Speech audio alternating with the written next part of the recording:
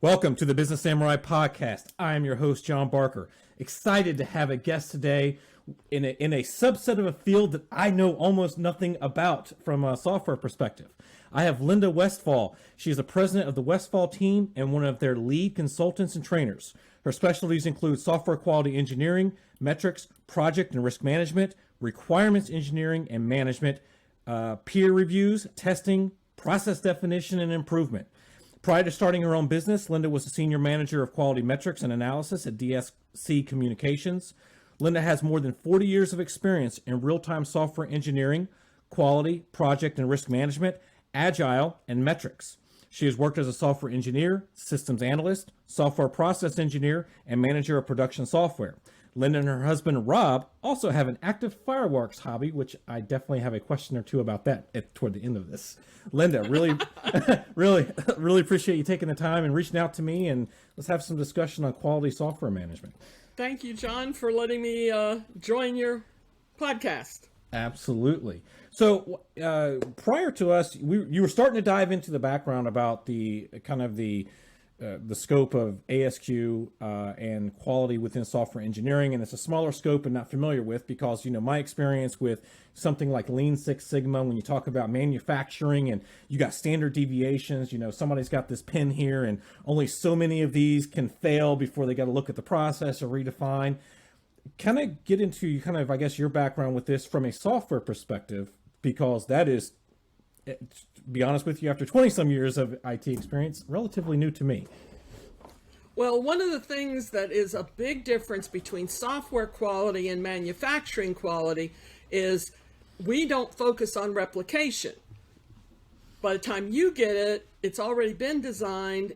Those designs have been vetted, as it were, validated, verified, and you just replicate the process. So you're building that pin a million times, and you can look statistically at how many failures you have, how many pins are warped or don't have a cap or whatever out of millions. In software, you really don't have a major issue of replication. Now, it is important in that, I can make a million copies of the CD to send to somebody, and, yes, there's a potential of failure, and yes, you need to sample once in a while. But the primary focus of software quality is the design and development side. So is this something that comes from, I guess, very, very large programs? Or is this something, if somebody comes to you and they say, Linda, I got this idea for this really cool app and I want to build, because we're in a software as a service environment, everything is a subscription that we have to deal with nowadays. Mm-hmm. Where do you start engaging with somebody that, is it something that's been out in the market space like a Microsoft that's got millions and millions and millions of users? Or is this something that starts from infancy? And the answer is yes. Okay. To be perfectly honest with you, any software that you are building has the opportunity to have defects in it when you build it. You write the code incorrectly. It all starts with getting the right requirements for the product from your customers and knowing what the customer's needs are, and then building a software product that actually meets those needs. As I said, our main focus is on the research and development. Okay. If we're going to use the software, again, we just replicate it. It's not, we call it reuse. So we do something like, here's a driver for running a printer. Well, we just use that same driver over and over and over again in multiple different pieces of software. That brings quality with it because over time the defects are shaken out. And, the main issue, like I said, is when you build it, you make a mistake. That mistake turns into a defect in the code. And if you encounter that defect during operation of that code, then something bad happens. A failure happens. The wrong screen comes up. The wrong button is indicated. You push a button that's supposed to select one thing and it accidentally brings up a different screen. All the way to the point that software can kill people, and it has. So how do you go about identifying, what does the workflow process look like on your end to try to either prevent, the bugs from emerging before it gets released and then post-release? I mean, what's your workflow? What's your process look like? Well, when I talk about the different areas of software quality, I talk in my book. I've actually written the book on the Certified Software Quality Engineer, which helps people get ready for the exam from ASQ to become a Certified Software Quality Engineer. I actually chaired the effort for 6 years of my life to make that happen, and we built a body of knowledge around it. So I like to think of it as 6 major areas. First of all, there's the software quality management, which is all about setting your policies, defining your standard operating procedures, also called processes, your work instructions at the organizational level. And then you mentioned you were a project manager. You take all of that, which is what usually works best in your organization, and tailor it down to the project. For example, you'll have a standard process for conducting peer reviews, but your project plan says on this date we're conducting this peer review of this type, and these people are going to do it. So you have your planning documents on how you're going to implement the quality management system as part of your project plans. That's all the management of quality, the planning, the establishing of the policies and processes. Then you have what I like to call software quality engineering, which is defining those processes in detail, the associated work instructions, creating your templates, your training, making sure that people know what to do and how to do it, and when to do it, and who to do it with, and all that kind of thing. You've heard about designing for manufacturability. Well, this is what's happening too. Good processes create good products. Correct. So the quality engineering is all about defining those and then continuously improving those. That's the software engineering part. The software quality assurance is all about making sure you're following your processes and products and processes and work instructions and policies, and that they're working for you. And this is typically your software audits, your software reviews, where people are making sure that the processes are being followed, looking for areas of continuous improvement, reporting both of those back to management. Can I interject there real quick? Are you talking, when you're talking about audits and reviews, if you were using an agile process where you're releasing new code every couple of weeks, like in a 2-week sprint cycle, is this somebody sitting there signing off and going, yes, this button does what this button is supposed to do, this interface No. That's not there. We're talking audits and reviews of just the procedures. Well, again, the processes as well as the product. Okay, both. Okay. But the product from a standpoint of, does it meet its workmanship standards? For example, does the code follow the coding standard? Okay. And the naming conventions? Does the Gotcha. Is there an appropriate header with all the information? That kind of thing. What you're talking about is the V&V activities, which are which are very product focused. Okay.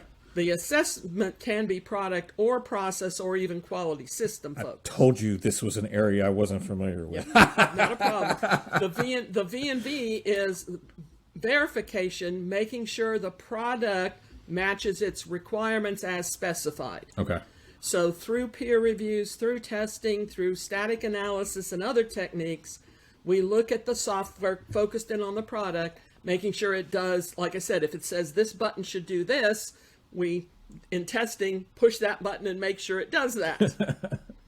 That's verification. Does it meet its requirements?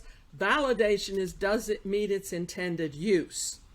And this is going back to things like user acceptance testing, or looking at, are the requirements even right? Are you building the right product versus did you build the product right according to its specification? So verification is, you built it right according to the spec, you followed the requirements and build them all in.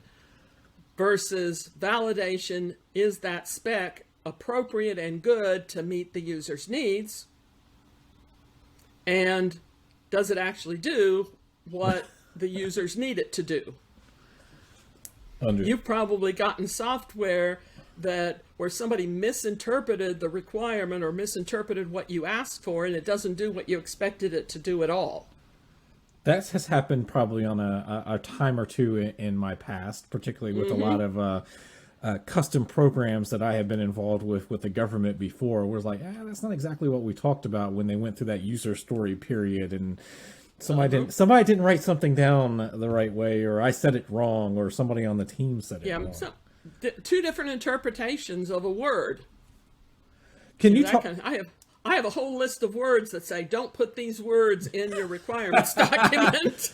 Well, I guess speaking of that, when you're going back to defining the requirements, what is the best way to approach getting those requirements defined so they can actually be built out the way they need to be? You're talking about the words, like your do not use words, but what's the best way to approach that with new work? The best way is to communicate and talk to your actual users.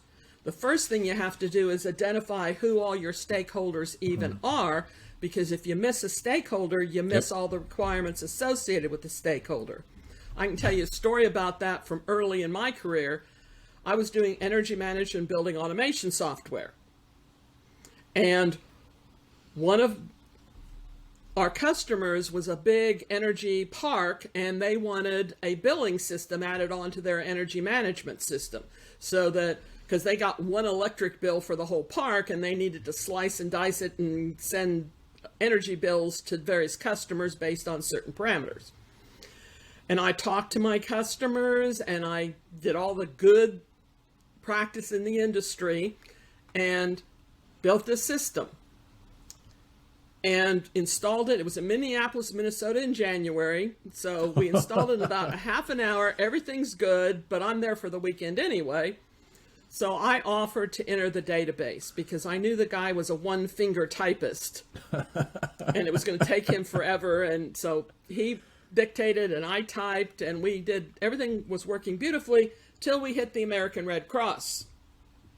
Now, what's special about the American Red Cross and a billing system? All of the donations. They're sales tax exempt. They're sales tax exempt. Right? That is correct. Yep. And most, never even thought. And of course, he says, where's the field to make them sales tax exempt? And I said, you never told me that was a requirement. Well, duh, it was always a requirement. Just because he didn't state it. It wasn't built into the... It's like, the analogy I used is somebody sold you a car that had every requirement you asked for, but it didn't have a steering wheel because you didn't ask for that. Absolutely. It's not a car if it doesn't have a steering wheel. It's not a billing system if you can't make your sales tax exempt customers sales tax exempt. And that's something I've seen.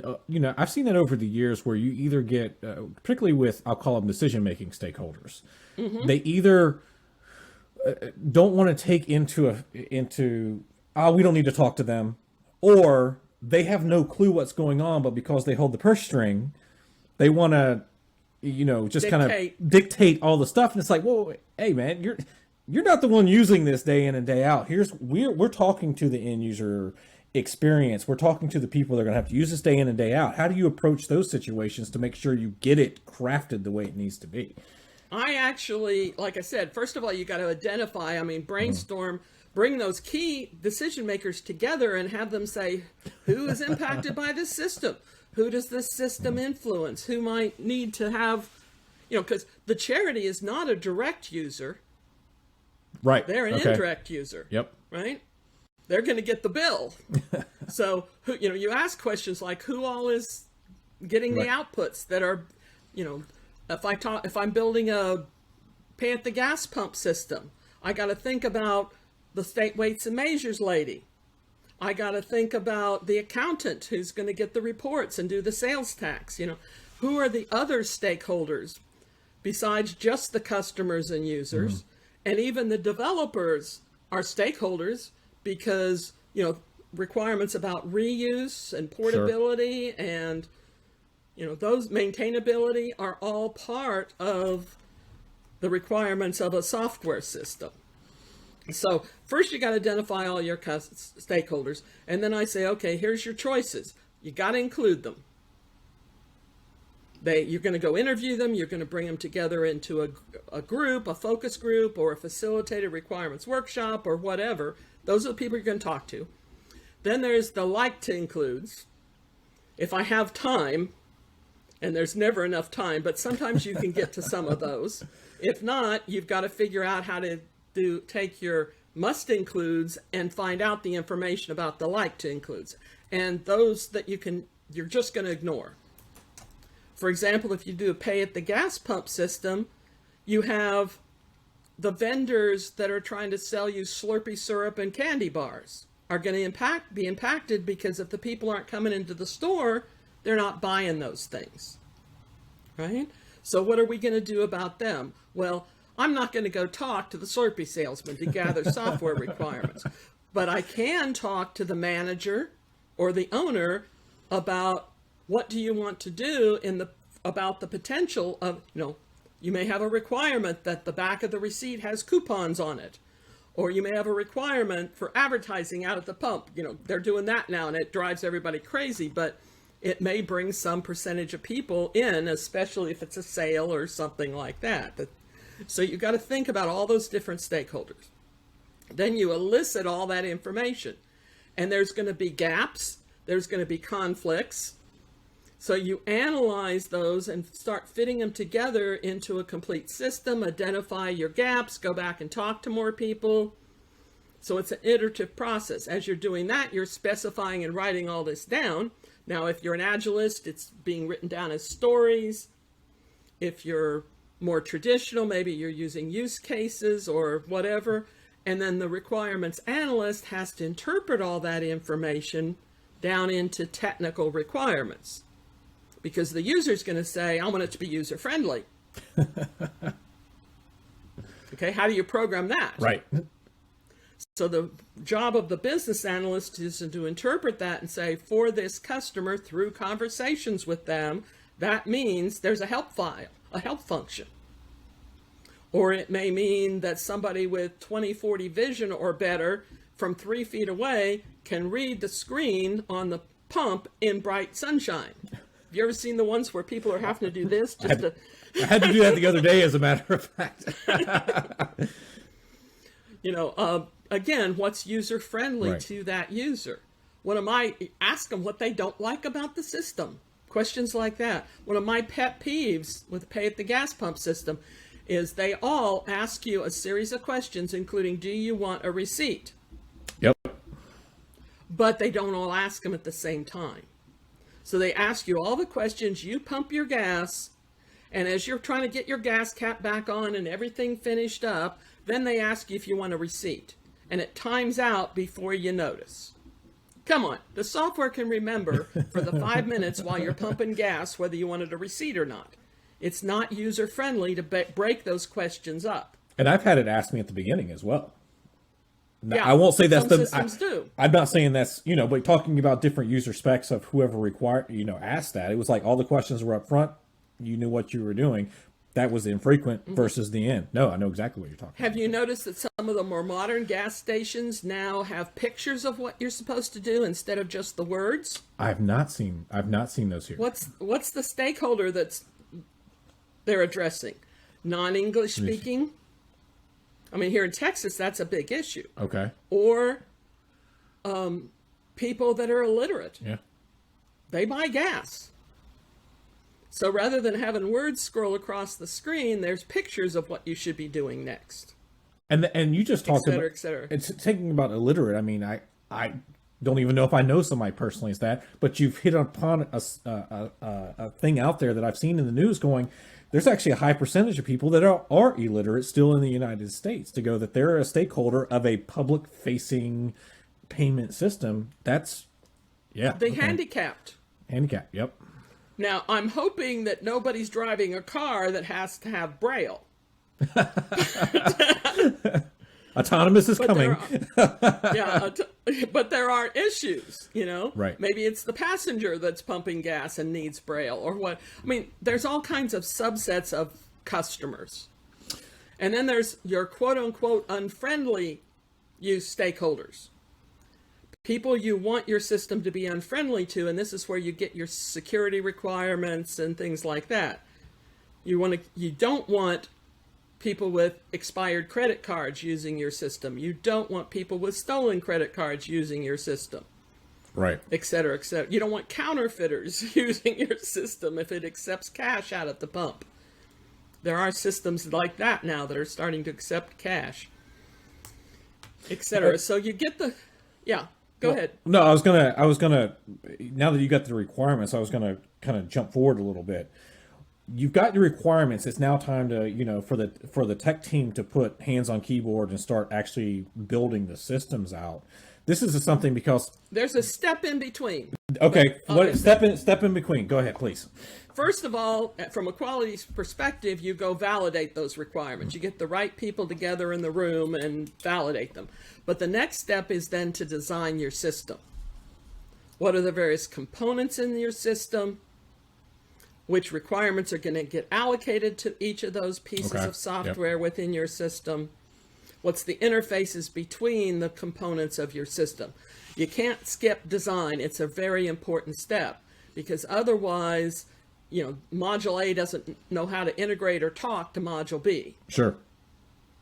And that kind of thing. You want to decouple it. This design is also where you get into actually designing in security, designing in safety, designing in usability. Which was going to be a question I had for certain and nowadays. And then you put your hands on the keyboard and start writing code. Writing code, this is one of my, again, a pet peeve of mine, is you go to college and they teach you data structures and algorithms and coding languages. And the kids, even today, they're doing better, but not great. They may have one class in how to do testing. Okay. Or one, and nothing in requirements and design if you're lucky. Heaven forbid configuration management or auditing, or unless you're going after a management degree, even project management. Well, one of the things that, talking about that, it always seems to be in a full project scope that the planning phase and the QA phases, if somebody's going to cut some places down, you've got enough, you need to get going. And you've got enough going here, you've tested enough, we need to get this out to the end users now, even if it's not properly tested and stuff like that or not. So whose schedule always gets cut is the V&V people, because they are at the end of the life cycle. So as things run shorter, their schedule gets more and more compressed. The problem with that is the exponential defect cost curve. If you find a requirements defect during the requirements activities and it costs you 1 unit, that might be 2 hours of effort, it might be 3 weeks of effort, but whatever that unit is, if you don't find it to design, you can basically double that. It'll cost you twice as much, because now you've got to redo the code, the requirements and the design. If you don't find it until coding, typically 5 to 10 times as much. If you don't find it until the field, the average in the industry is something over 100 times more expensive. Oh. So it's pay me $1 now or pay me $100 later. And we can point to classic defects. The Mars lander that burned up in the atmosphere, that was a software defect? No, I did not. One module was passing a number to another module. The first module was measuring, let me see if I got it right, the number of meters away from the planet. Passed it to the other module, no, I'm sorry, it was the opposite. Number of feet away from the planet. Passed the number to the other module that interpreted it as the number of meters away from the planet. Wow. Decided they weren't close enough and moved in past the atmosphere. Burned up the module. What did it cost? And it wasn't even the multi-million-dollar project that failed, but NASA lost reputation and had problem getting funding from Congress for future projects. I mean, but the costs of quality, and you're probably familiar, if you're familiar with quality issues at all, is there's prevention costs, there are assessment costs, which is all your V&V activities and other activities of getting it right. The prevention costs are the costs of training people and putting good systems in place and all that kind of thing. Then you've got your internal failure costs, the cost of fixing things that you find internal to your company before you ship it, and then the external costs. And the external ones are the ones that'll blow you out of the water on your project. You know, the industry that I was thinking about as you were describing that, I don't know if you're familiarity with what's going on, but no kidding, is the video game industry. The video game industry in the AAA gaming space has been hit hard over the past at least 3, if not 4 years, with these games that come out that are almost non-functional, that they've spent who knows how many $50, $100 million teams, 700, 800 person teams that have been monkeyed with by management and the publishers and all this kind of stuff, and then just tossed out onto, hey, spend $60 or $70 on my game that doesn't work. Yeah. And it just blows my mind every time I see this, because that's probably I track a little bit of that news. I still play it. Now let's take that same attitude of management and move it into a biomed product that is doing, like the Da Vinci machine that's doing surgery on my husband's heart. True story. To repair a valve. Huh? True story. True story. Back That's in crazy. 2011. I'm sitting there praying to the software gods that somebody was doing this right, Yeah. that they didn't do that.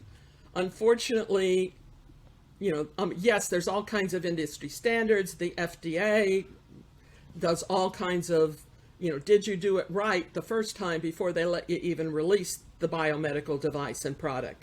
They just have come out with their second version of the guidance documents for doing software security, et cetera, et cetera, et cetera. So, the issue here is good risk management, because the lower the risk of the product, but then those gaming companies, they're one and done. There's too much competition there. If they put out a horrible product, they'll never sell another one. Yeah, and Or they just change the name of their company and put it out under another name. yeah, well, oh yeah, no, that just tagging on that one for a minute, it's been one of those things that each iteration that they try to do, because some of them there's been mass consolidation in that market space, that they've got some that are the money makers and others are loss leaders just for different genres. But going back to talking about the biomed and stuff like that, are there specific industries, come from cybersecurity perspective, there are certain industries that you've got your compliance standards that need to be. Mm-hmm. It is like the, talking about FDA, are there other industries that are absolutely regulated by, that need to be Automotive software. Okay. Do you know that the average car right now has let's put it this way, over 2 million lines of code in it. I believe that. I've heard it may 10x over the next couple years. Yes, and that's doubled from last year. Literally doubled from last year. But over 100 microprocessor chips. I mean, I laugh. Everybody talks about artificial intelligence. My first comment on that is, my car tried to kill me. Literally. And this is a true story too. I'm driving down the highway. I had never been in a car that had all the sensors in it before. And because I rent cars, travel for a living, right? So I'm in this car. I'm passing, there's a semi. I am coming up and passing the semi. I got too close to the rear end of the semi. Now I'm 3/4 of the way over into my lane or more. And I've got plenty of room to get past the semi and get into the other lane to pass him. There's a person coming up on my rear end. We're going 70 miles an hour down the highway. The truck's doing maybe 55. Okay, I get apparently within the range where they're not happy how close I am to that truck. Now I'm still 10, 20 feet away from the truck, but it's going 55, I'm going 70. The car decides I'm getting too close, too fast, and slams on my brakes. First of all, unexpected to me, so I am literally almost lose control of the car because I'm not expecting it to slam on my brakes. The car behind me, which was, 10 car lengths away, is now a half a car length away because in your trunk? I am now going, it's getting ready to be in my trunk. And I'm having to make a split decision. Do I slam on the brakes even more and try and pull over behind the truck? Do I go off in the ditch so the lady doesn't rear end me, or do I let her rear end me? Right. And I'm having to make a split decision. My car tried to kill me. because it made a wrong decision. And that's now, I'm sure there were parameters that, yes, I was close, but I was close in passing, and I was personally not advised of what the standard was. So I had no warning that it was saying, too close, or, hey, at 30 feet, it could have said, you're getting too close. Do you want to hit the brake? But no, instead, it just slams on the brake on me. So, health and safety are out there, folks. Oh, absolutely. And that goes back to, so my wife's vehicle is a couple years old now, but it was the first one that had all that safety feature on there. And it had a bug, nothing that got obviously to that extreme that you did. But it's got the side mirrors that if somebody's in your blind spot, the light lights up. It will. I love that feature, by the way. Yeah, well, that's actually what kind of messed up. It was always on. It was being triggered by nothing. Like driving down a road with trees, it's always on. I'm like, there's nothing there, or that type of thing. But it makes you, because it was our first vehicle that had all of that stuff on there, because it will, instead of just slamming on the brakes. Don't get me wrong, it will. If somebody just jerks to a stop in front of you, it will start gradually just slowing down if somebody is slowing down in front of you if you're getting too close to them. And there's those times where it's kind of fighting for control because it wants to be in lane assist. It wants to keep you in the lanes, and you can feel the steering wheel. Or it's like, and in my head I'm going, you're turning too early, you're turning too late, and you're trying to help me with this. That makes me not fully comfortable with it yet. With self-driving cars? Yeah, with some of that stuff, because it will yell at you. But it does make you wonder, when you start talking about, is this car the anomaly? Mind, yes. The human mind can take so many conditions into consideration, and the software just can't. I mean, the only thing it's got is the distance between you and the truck and the speeds that it can monitor. And it's not paying any attention to the lady behind me.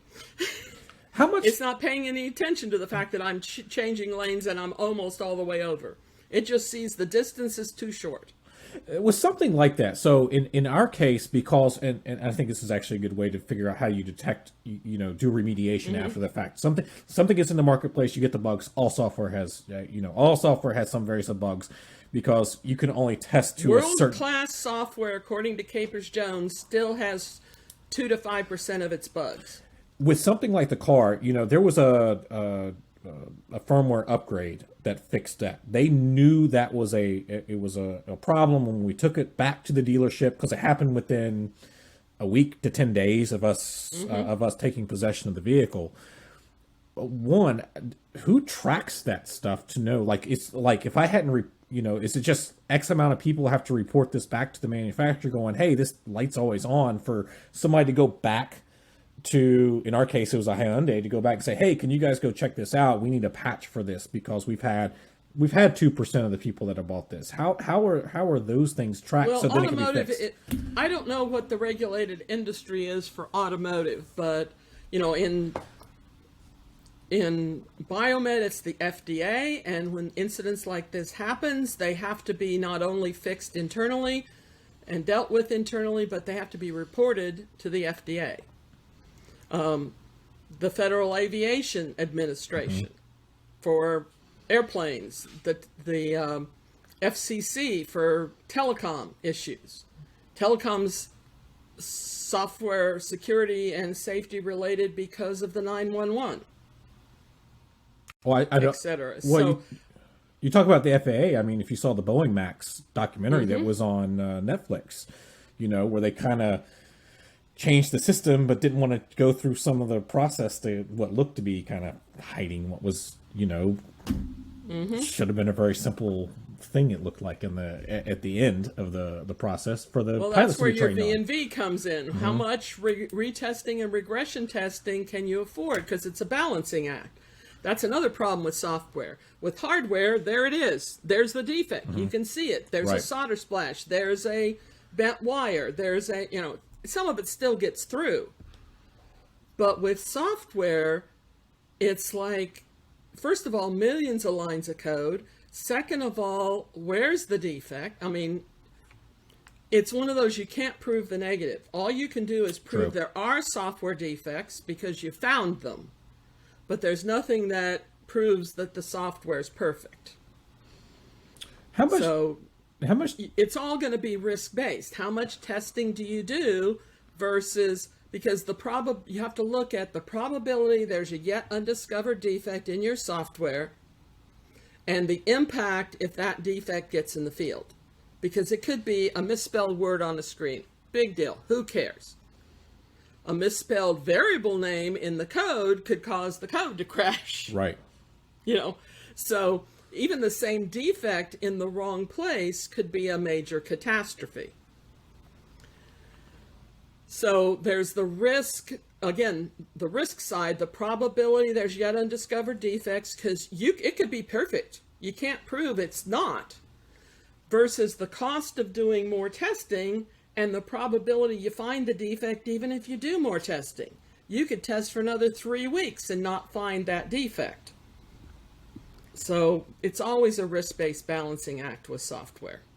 I've always said, particularly with some of the projects that I have been on, I mean, you've got most likely a limited QA base to sit there and, help with this or whatever software tools you've got in there.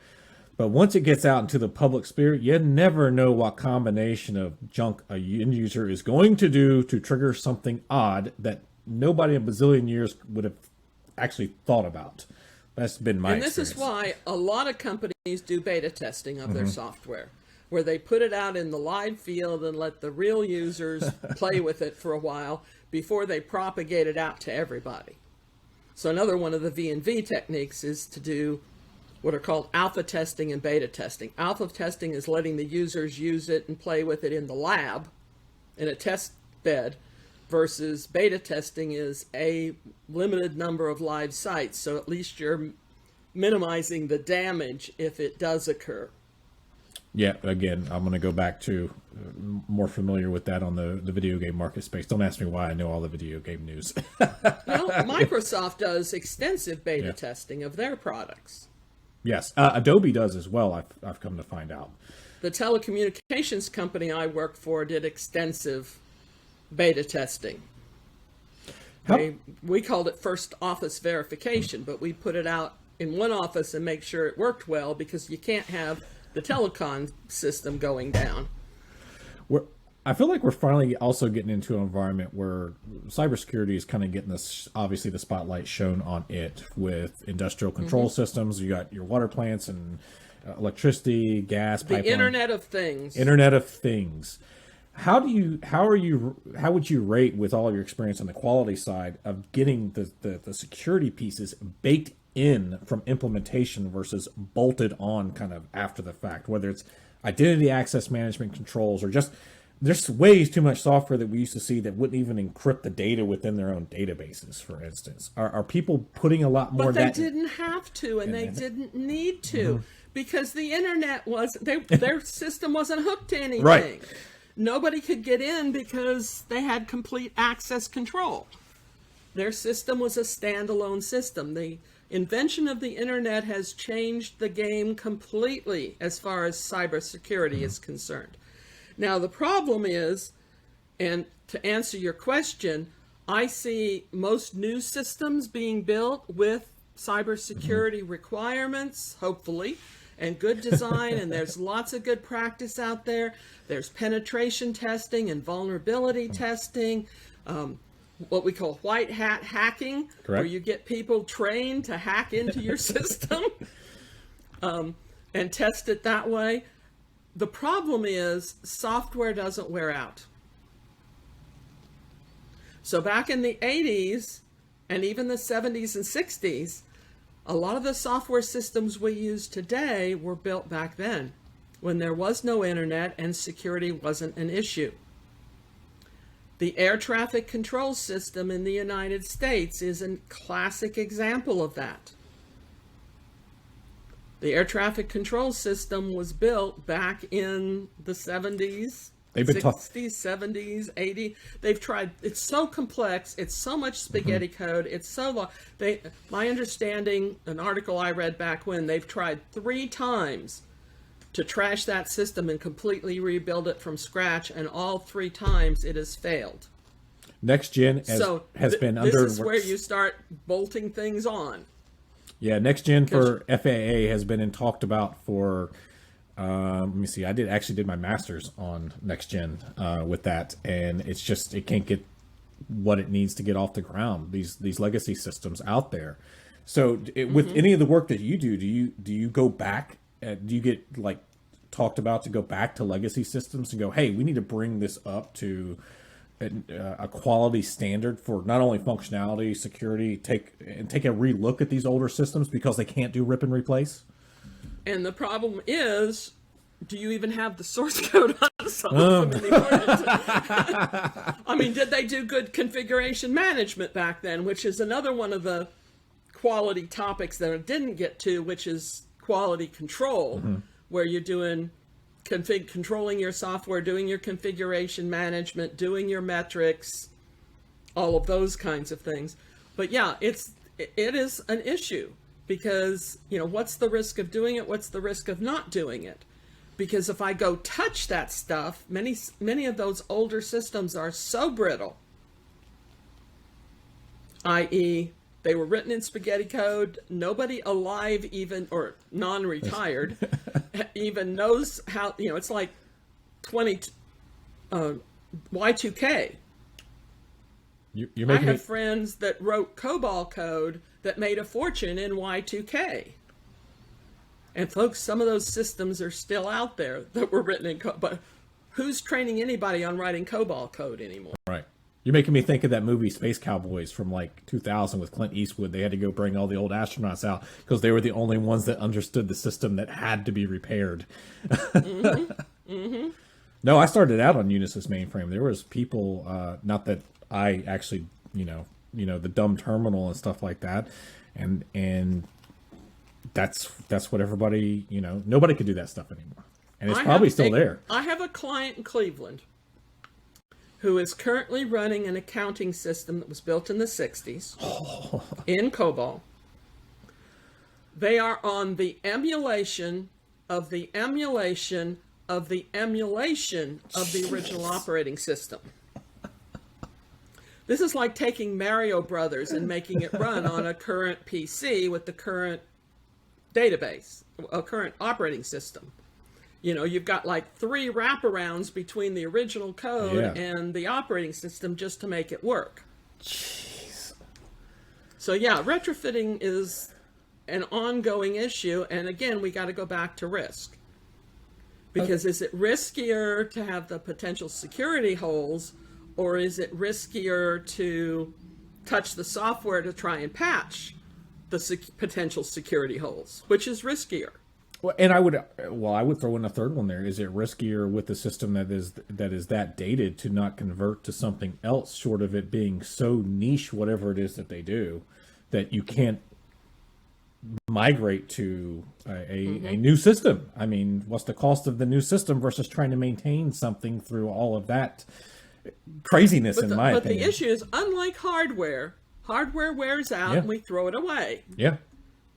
We go buy a new one. I've got cell phones in a drawer someplace that, don't even work on modern.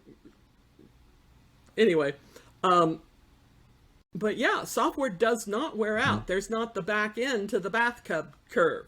Right. Once it's good, it's going to run forever unless you touch it. You got to pull what Apple does with their phones, that they stop supporting their stuff after about 7 or 8 years of it, when they keep coming out with. Oh, I can tell you a story about that too. Please. I worked for a telecom company that right when Ma Bell started getting broken up, the very first competitor was MCI, and the only people building telecommunications equipment was one of the branches of Ma Bell. So little startups like DSC Communications, that I worked for years, went in the business of building telecom equipment for companies like MCI and other upstarts. Well, we're trying to break into a new market. We promised we'd support the software for the life of the product in the field.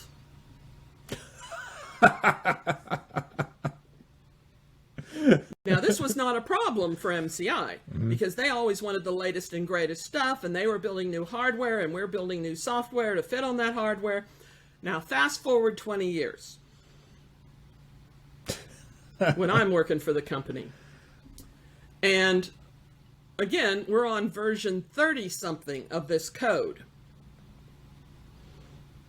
But there are some little Midwest towns where they're the only town for 50 miles. And there's all of 20 people in the town. And somebody is the telecom company, i.e. they have a switch in their garage running the telecommunications for those 20 people. Guess what version they're still on? 2. We're on version 36. You remember the old 8-inch floppy disks? Oh, yeah. The software is running on 8-inch floppy disks. You can't even get the disks anymore. So we're having to hand patch everything because we can't give them new software. Because the only way they can read it is off of an 8-inch floppy disk. We had to pay them money to allow us to come in, take out their system, replace it with a brand new modern system, retrain their other 2 people for free on how to use the new system, and they still weren't happy. And the reason they weren't happy is because now you got to dial a 7-digit phone number instead of only having to dial the last 4 digits to talk to somebody else in town. Jeez. Yeah, I mean, yeah. Versioning is, that's, yes, after a while we said we only support the last 3 versions, but, back in the day we signed contracts like that. Back when I did a lot more network engineering. That was how I got started on, the help desk, the computers. Like I said, I started out on a Unisys mainframe and then all this kind of stuff. But I was supporting an air conditioning refrigeration company years ago. And they were running some funky off the wall software that was on I can't remember, some sort of Unix based command line system that was had to be emulated through a terminal server screen. And I just remember going, hey, the box is old. This thing is going, the box itself is going to die. And they were tied in to one support company made up of like 3 people somewhere in Florida. And I'm in Virginia. And kept telling them, I said, if this goes down, your business is down. Your dispatch for your techs is down. You can't bill. You can't receive money. And you can't function if the software goes down, if the box itself dies. Because this was I would say kind of this is pre-cloud stuff anyway, but not that would have run into the cloud. And I remember always having to talk to those guys in Florida who are not, the one in particular was not a very nice person. So none of us, it was like, I always usually because I was the consultant, I would make one of them call because I didn't want, and they didn't want to deal with them either. So we went through this whole process of trying to go switch out the software to something that was more updated, something that if somebody got hit by a bus, that somebody else could figure out how to use it. You're not tied into this one supporting company. And sure enough, the box died. They didn't switch when we tried to because one person in the company didn't want to learn a new piece of software because she had been there for 20 years. They got tied into this company. They're probably still using it for all I know. And to a vendor they did not like for hardware that I could have gotten for 20% of the price, that they had to buy it from these other guys. And then they were down for 10 days and couldn't do any work because they had to ship the stuff to Florida for the transfer. and it was just crazy how some of these places get stuck into these legacy devices when you're looking at, obviously that's a small operation versus a big gigantic multinational corporation or a town or a municipality that may be locked into something. But how software doesn't, like I said, it doesn't die, but it should at times. Yeah, some software should, yeah, definitely. At some point you have to draw the line and say, bite the bullet and upgrade. My husband did that with one of the jobs he was working on simply because it was all firmware, and the chip manufacturer went out of business and they couldn't get the chips. They went on the eBay market and bought every chip they could find from anybody. And that gave them 2 years to convert the software to a new chipset. Been there. Because the assembly language was unique to the chipset. And the chipset was antiquated and you know. If it was, Sometimes the hardware gives up on you, and you have to move forward and migrate. So yeah, legacy code is a major quality issue in and of itself. with the current environment we're in, I'm seeing a lot of stuff where people are doing these drag and drop coding things for the no code experience with somebody starting out. Do you have any thoughts on those? Because some of it seems very generic. It's like, hey, I can go create your own app, use our platform, it's drag and drop, versus, somebody going out there and doing a customized solution for you from scratch or something like that. I think it's great. I don't have any experience with them other than I've seen more of it popping up. It's the fourth or fifth generation languages now are all these, this piece of software does this piece of software does that, and then you can build a series of those. It's basically getting you into, let's design a good system, and then we can just plug and play all these reused software pieces. The big advantage from a quality perspective is those components have been previously built in other systems. They've stood the test of time. Whatever defects were in them have been out of them, have been taken care of. So you get that quality. The problem is, does it do what you really want it to do? Or do you have to start building some kind of weird wraparound so that this component talks to that component, or talks to this piece, I think they're great. Reuse code gives you a big boost in security, but it doesn't come without a cost.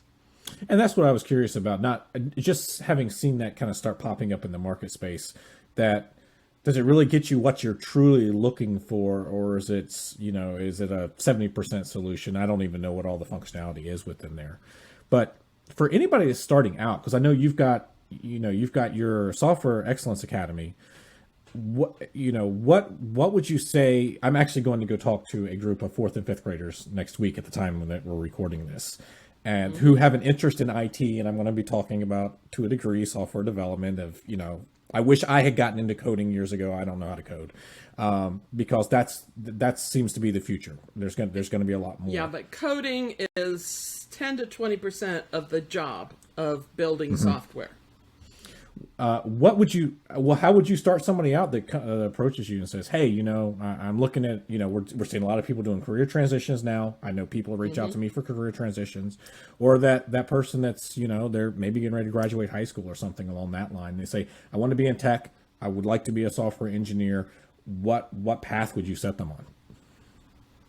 Well, again, go look for a college that is teaching more than coding languages and algorithms. Look for if you're going into college, look for somebody that has a software engineering program. And by that, I mean they're teaching testing, they're teaching requirements engineering, they're teaching design. I know, for example, the University of Texas in Dallas has hired some of the best gurus I know. I know that, for example, Mark Polk is there.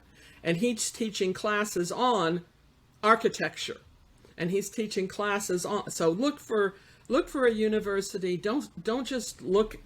They have a good baseball program. In Texas, it's football. Right. In Texas, it's football. The University of Texas at Dallas does not have a good football team. I don't even think they have a football team, let alone a good football team. But look at the program and look.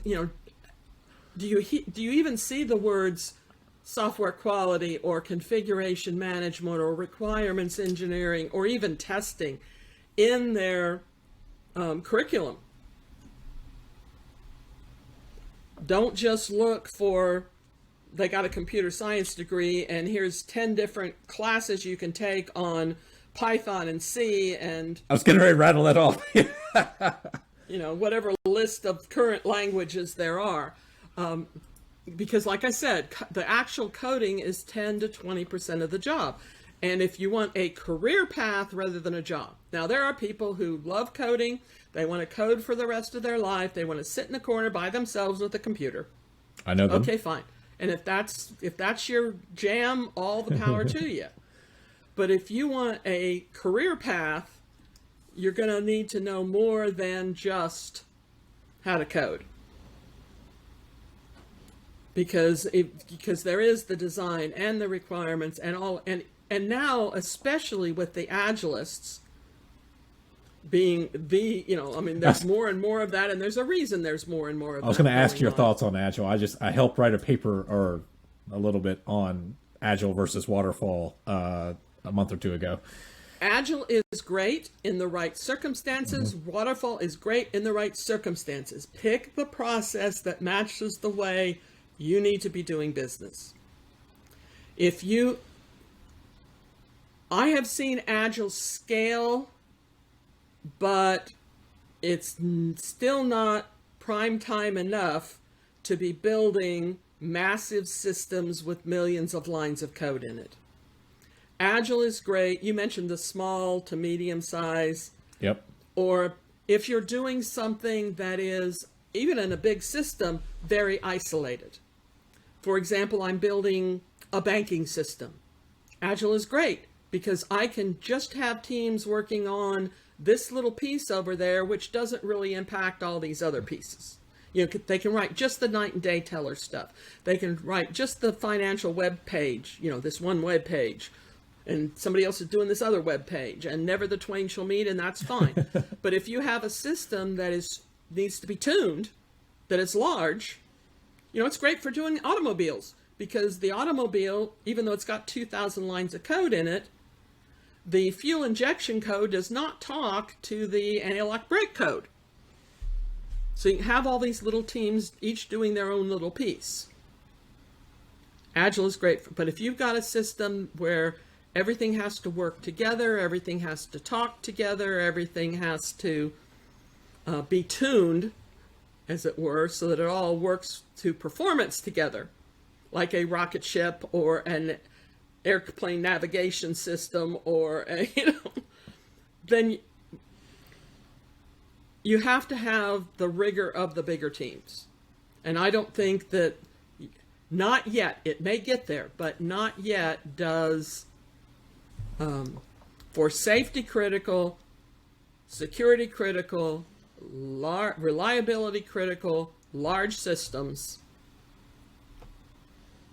I agree, because one of the things that we would see, particularly with Agile, when you're talking about trying to maintain scope creep, because I felt like in the government they were using the terms kind of wrong with some of the stuff that I had been involved in, and you would sit there and go, well, hold on a second. I understand you want to show performance as you're going along and not sit there and say you're not going to see anything for 18 months because it's a big system, it's a big build.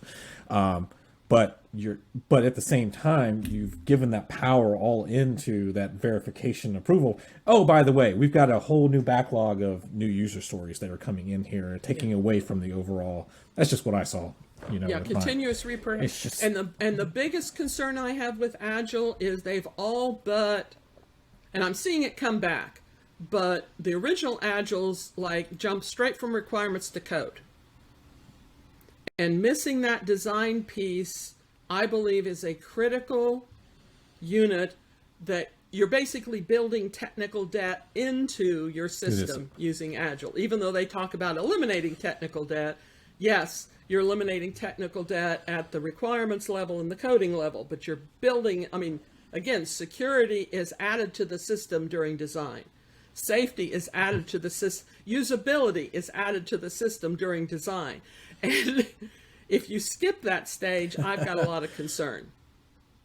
No, I've always said the more that planning, design you can do up front, again, coming from, I'll call it from the network engineering side, when you get to brass tacks implementation and flipping it live, man, your life's going to go a whole lot smoother, and you're not sitting there with your fingers crossed going, is this going to work the way we thought it was going to work?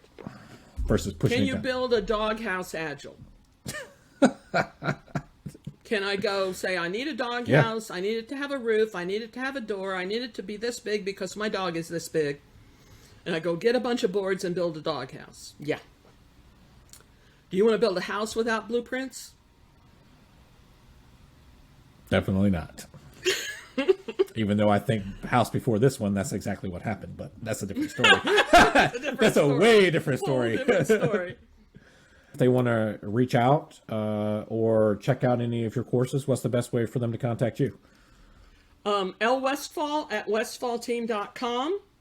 You can email me, or they can sign on to my website at Software Excellence Academy, no spaces. So just Software Excellence Academy, all one word, .com. And I'll make sure to have I the links do weekly webinars. If you go /webinars, it'll, the next 3 coming up are up there. I always keep recordings of the previous 8 webinars there for people to watch. If you go to /classes, you can see what live classes are coming up, what online classes there are. That is, I do virtual, on demand, or live classes periodically. no, that's awesome, and I'm gonna make sure to put all the links in the show notes and all of that, so that's all out there. And There you got. We just did that one yesterday. I need to take that one off. But we do a theme of the month